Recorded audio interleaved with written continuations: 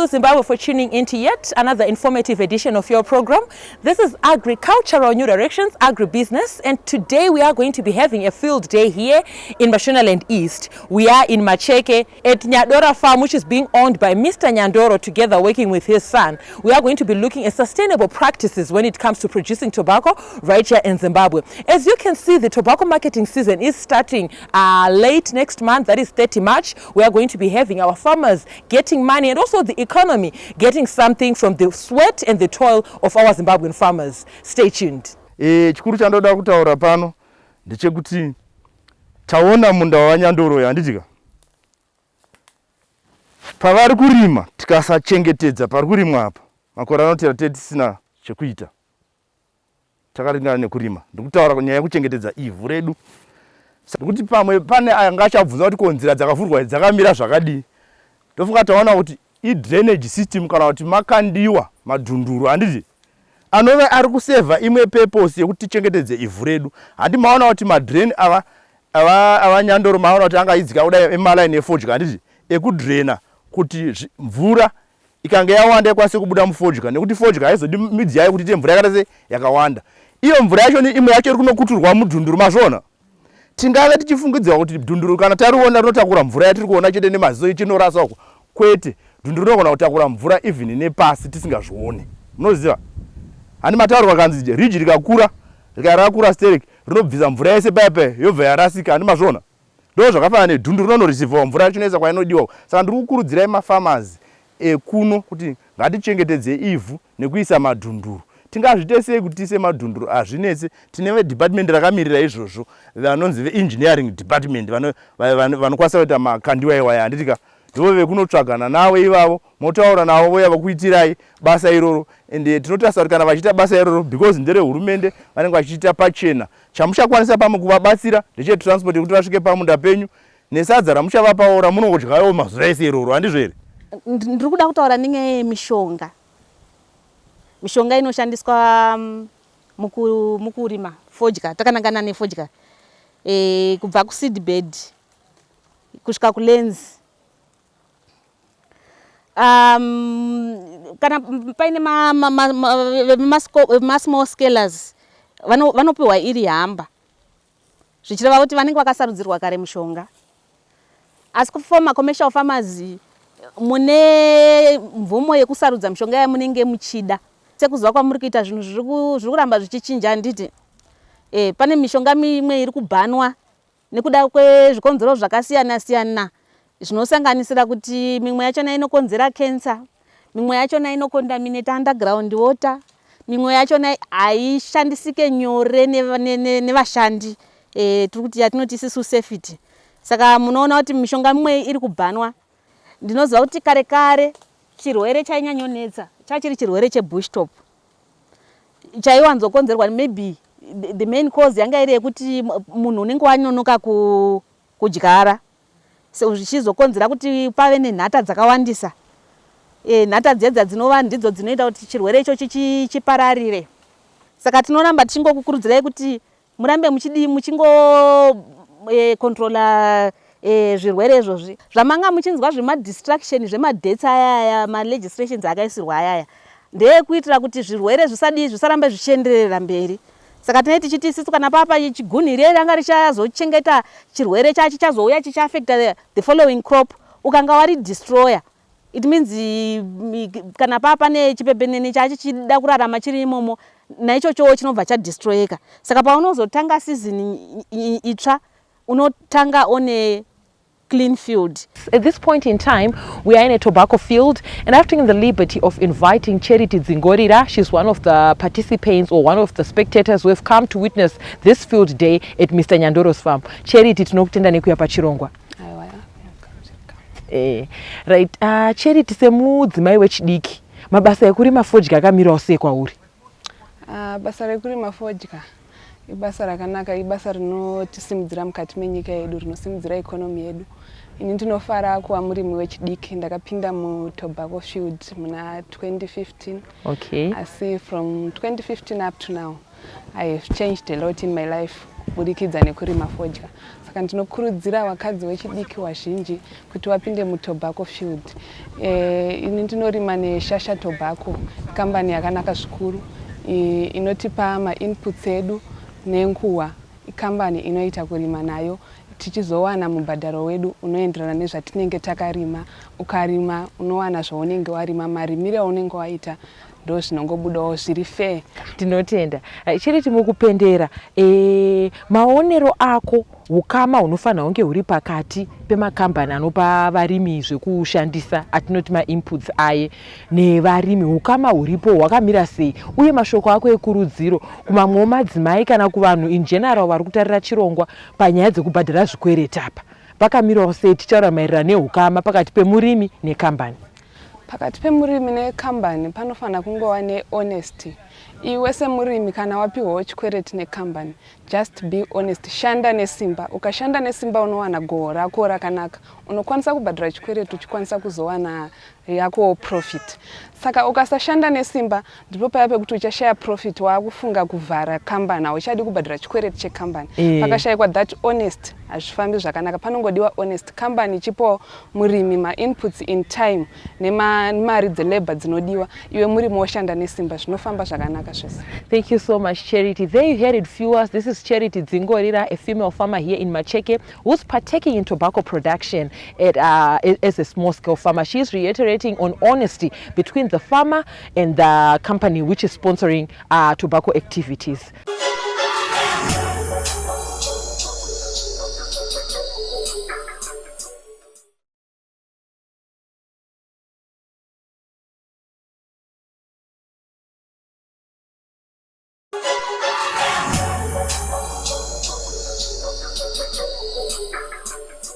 Now, viewers, we encourage you to be a part of these conversations. Feel free to get in touch with me, the producer, Wadzanai Manyore. It's on 0772-807-506. Alternatively, you can like our Facebook page, Agribusiness with Wadzanai. We are also available on Twitter, and our Twitter handle there is at Agribusiness110. Make a follow-up on this episode and more, and leave your comments and suggestions on our YouTube channel, Agribusiness with Wadzanai. Now, speaking of sustainability, behind me here, I'm standing in front of a model barn with the carrying capacity of 2.5 hectares per go, and it purely uses coal for curing. We are talking of sustainability when it comes to tobacco production. We want to reduce the effects that come with deforestation. As you can see, most of our Zimbabwean farmers rely on firewood to cure their tobacco. However, is this sustainable in the long run? Are we farming with future generations in mind? The answer will be no. So for this and more, we are going to be joined by Mr. Nyandoro. He is going to be taking us through his activities and how he managed to invest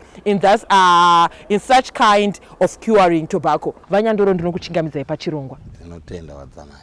Yes.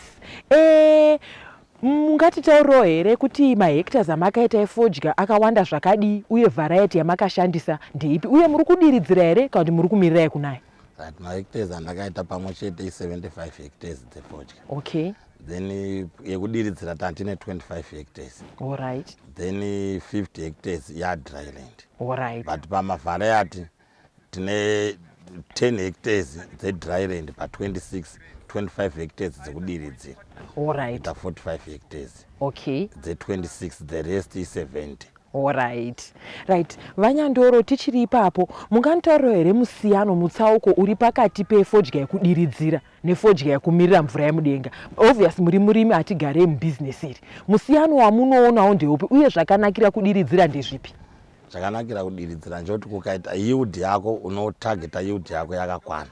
Alright. Kuti yield yako kana uchiti unoda kutargeta 4000 kgs kana 3500 unodzibata because unenge uchilimita mvura pakudiridza. Alright. Pamafertilizer yedry land mvura ikawanda mayield yako anodona. Pane mutsauko. Alright. Pakudiridzira apa muongororo netsvagiridzo wamwe vanotaura sekuti zvinodhura kana kuti zvinozoda mari zvakamira sei? Mashoko enyu ekurudziro kuvarimi vari muZimbabwe kuti zvakanakirei kudiridzira, nekuti tizotarisana at the end of the day panyaya dzakaita sekuriritira chikwereti. Dzimwe nguva ukaona kuti usingadiridziri kuzobhadhira chikwereti kunokwanisa kunetsa. Mashoko enyu ekurudziro kuvarimi vari muZimbabwe maererano nekudiridzira fodya yavo? Mashoko atinoti fodya yekudiridzira hairwadzi kubhadhara chikwereti. Chinodiwa noti tikutaura nyaya yeyield. ukaita yield chikwereti unochibhadhara uchisara uine mari yakanaka. Alright. Saka tikutatu kudiridzira kwakanaka because unokwanisa kubhadhara chikwereti, unolimita mvura ndiwe pakuisa mufodya. Kuti nhasi todaisa 12 mils, handiti ndizvo mangwana daisa 25 mils, than dry inogona kuuya 2 weeks yakasuswikidzana, haukwanisi kuivhara. Saka kudiridzira hakudhure, kutori right, unosara nemari. Okay. Right, Nyandoro imi muri kuita 75 hectares pano sekutaura kwamaita. Panyaya dzelebha apa pakamira sei? Ndiri kunzwa mapurazi all over Zimbabwe pane kuchema kuripo pavarimi nenyaya dzelebha. Mumwe anoti fodya yake yairima zvakanaka zvikadai, yatoita chikumba modeling. Tasvika panguva yekutyora vashando vashaya. Vekupisirwa navo vashando vashaya. Panyaya dzelebha pamuri kuzvigona sei semurimi mukuru ari kuita 75 hectares? Panyaya yelebha ndeyekuti lebha yagara iri kushupa. Pari chatinoita isusu tinochengeta tinoti ma-permanent workers. Alright. Saka unenge une ma-permanent workers ako either kana 30, but ma-permanent chiyachengetedza, wozotorawo ma-casual apo nepapo wachiita chipping. Because iwo ndo vanokupa kuti zvinodhura kuchengeta ma-permanent workers. But zvatabva kunyaya irrigation kuya zvinozokunakidza because unenge une vanhu vanoziva basa. But vanonetsa because permanent worker unomupa bonus, unompa leave, unompa tumwe tuma-incentive. Saka ndoto anozoramba muri pamwe chete. Zvinozokubatsira manje izvozvo. Alright. Nyandoro mukupendera ndaona mune ukama hwakanaka chaizvo nemwana wenyu Thomas. Awa muri kushanda naye patatosvika papurazi pano matoti zvese matomu yese mabva mati zhu kuna Thomas mukataura ina Thomas ndiye anoziva kumhanya nemashandiro anoita pano. Ukama zvamungataurawo kuvabereki vari kunzoku maererano nekushanda nevana vavo. Vamwe mapurazi munozoona kuti fodya yatengeswa, munozodziva kuti mwazviuraya, umwe mai vazosiya, umwe vazodi. Asi mundaona pane ukama hwakanaka chaizvo pakati pemwana wenyu wamunoshanda naye, even nemhuri yenyu muri kuita zvinhu zvenyu pamwe chete. Zvakanakira chi uye mashoko enyu ekurudziro kune vakatarira chirongwa? Mashoko ade ekurudziro akatarisa chirongwa ndeyekuti wana iwawa zvakaita inini ndapinda muchirongwa chekurima. Ndakaona kuti kurima ndo kunoempower munhu. So neage andakatatawa isusu ndakabva ndaendesa mwana wangu kuuniversity yekurima yeagriculture. Anotera wacho wanamisa kuchikoro chemechanics. Ndichitira kuti zvinhu zvedu tinoitira tiri pamwe chete. Zvinhu zvikaita breakdown tina anogadzira. Kumunda ndane mwana anoziva. Saka ndakangoda kutora sekunyaya yekutaura nemutungamiriri wenyika yekuti 2030 tofana kuachievha middle income. Handidi saka ndakangoti kuempower mwana wangu ndiwo nhaka yemangwana. Aiwa ndochokwadi Nyandoro, vana vechidiki ndiro ramangwana redu rinenge rakajeka. Mukupendera ukama hwenyu nemakambani anocontracta vanhu ava. Ndinounderstanda kuti mimi mune kambani yamunoshanda nayo ende munowo zvamakatarisa zvakaita kuti moyo wenyu ugutsikane kuti ava ndo vandicharima nawo.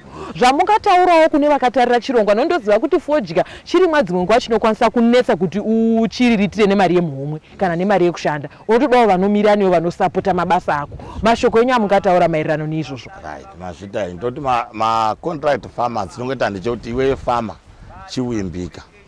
Tine ma-contractors farmers edu vanogona kukupa zvinhu zvakaringana, but dambudziko rine umwe ma-farmers tozopedzisira takuda kuti ndoda kumboitenderedza mari kuita chikuruku. Saka paunoipiwa paunoda kuitenderedza zvinogona bva zvandobondera, ndo panozokuremera. Uku contract anenge akakupa kuti mari yakati pahectare mune makawirirana 3,000 4,000 per hectare. Unozotadza kuachievha mari because wakazotora imwe mari wakuitenderedza. Maita basa zvikuru Nyandoro nekuya pachirongwa. Tinotienda nekuti mati hosta pano ndikuona pane ruzhinji rwevarimi rwabva mumavillage nemuminda kuya kuzodzidza pamuri imimi kuti mavadenhere ruzivo. Ndinotenda zvikuru nekuva nemi pachirongwa. Mazvita maita basa. Tinotenda. At this point in time, I am joined by Timothy Shito. He is an agronomist with Shasha right here in Zimbabwe. He was very pivotal in arranging and organizing this field day. Mr. Shito, thank you for joining us today. Thank you very much, Watsanai. Yes. Mr. Shito, I would like you to highlight or explain all your sentiments on the relationships between you as a company with our farmers. What is your relationship like and what should it be like? Our relationship is based on a contractual base, whereby we supply inputs to the farmer, and in return the farmer will grow a crop and he will sell to us at the market. Yes. Yeah. Thank you so much, Mr. Shito. I understand that there are some ups and downs in the contracting business, Sure. whereby at times it is the contractors who give cosmetic inputs to the farmers. But at the same time, you as contractors can end up being shortchanged by farmers because they are not willing to repay their debts. And they do practices such as side marketing and just misusing money. Your sentiments on that, or your word of advice to our farming community in terms of honoring their end of the bargain in contractual agreements? It's one of the key issues which we need to address. Maybe on the side of the contractors, we are supposed to give the full package and everything which we promise the farmer. So in return, the farmer will just bring in the crop as per contractual base. But some farmers are not innocent. They tend to do side market, which actually affects the relationship between the farmer and the contractor, which is not a good thing. We need it to be a smoothly going program, whereby we give you inputs, you pay back, we give you for the next season, so that we grow together. Yes, thank you so much. I like the fact that it's the fact of growing together. You are not looking to rip off farmers, and at the same time, you're also looking to make money out of it, to make profits out of it. It's a win-win situation. Sure. Now, Mr. Shito, as we round off, the importance of organizing field days as contractual organizational companies. Because we understand that there are some contractors who just give inputs to people and they disappear, and they reappear when it comes to time of marketing. They never hold the farmer's hand, educate them, or give them the necessary support, even technical support. Your word of advice and your recommendations when it comes to the organizing and the attendance of field days. Okay, as you have witnessed today, we have cross-dissemination of information. We have people from the chemical side, we have the RX people, we have the contractor, we have the farmer. So organizing a field day will help us to share ideas and also to have a focus and look and determine what is actually needed for the future. Yes, thank you so much, Mr. Shito. It was a pleasure having you with us today. Thank you very much, Othana. Yes, there you had it, viewers. This was Mr. Thomas Shito here. He is in the contract business where they contract farmers by giving them inputs and the necessary technical support so that they produce quality tobacco. Because at the end of the day, we are looking at producing quality tobacco for export as we pave way towards achieving Vision 2030 as a country. Now, if food or the availability of refreshments and beverages is not reason enough for you to attend field days, you should look into that and introspect, because it is a time to cross-pollinate and listen to other farmers and their testimonials. Thank you for joining us.